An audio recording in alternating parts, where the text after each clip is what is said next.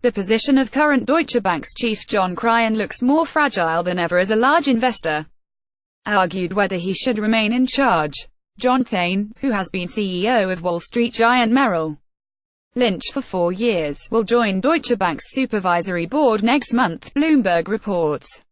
Michael Huenseler, at Assenagon Asset Management, which has a stake in Deutsche Bank, said he doesn't believe Mr Cryan will remain at Deutsche Bank, especially after it was reported that the lender hired a headhunter to replace him. He told the Sunday Telegraph, "I don't think there is a way back. The dynamics of this will inevitably lead to even more pressure on the CEO and the chairman. I don't think there is a way back.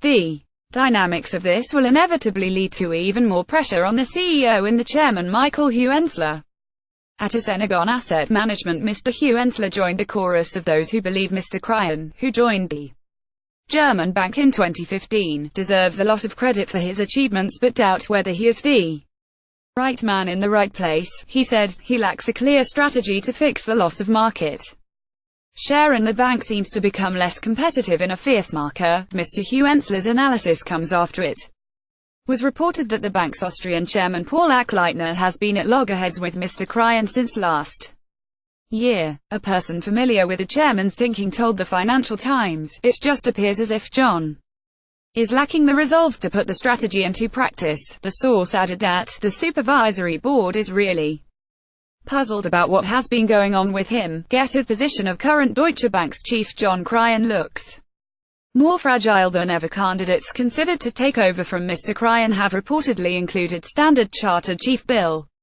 Winters, UniCredit boss Jean-Pierre Mustier and the former chief of wealth management at UBS Jörg Zellner.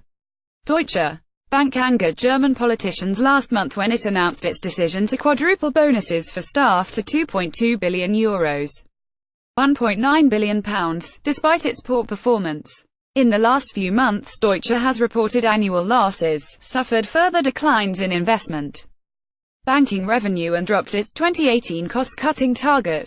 But the German bank said it was right to reward staff after a straightened prior year when it paid 500 meters of bonuses, £357 million. Getazome stakeholders don't believe Mr Cryan will retain his position as CEO at Deutsche Bank. Deutsche Bank's instability is likely to put even more pressure on German Chancellor Angela Merkel, who in 2016 pledged not to put state money into the bank to save it. Ms. Merkel finds herself in a difficult position, as both the choice she has may endanger her leadership. The collapse of the important lender could bring the Chancellor's coalition to an end.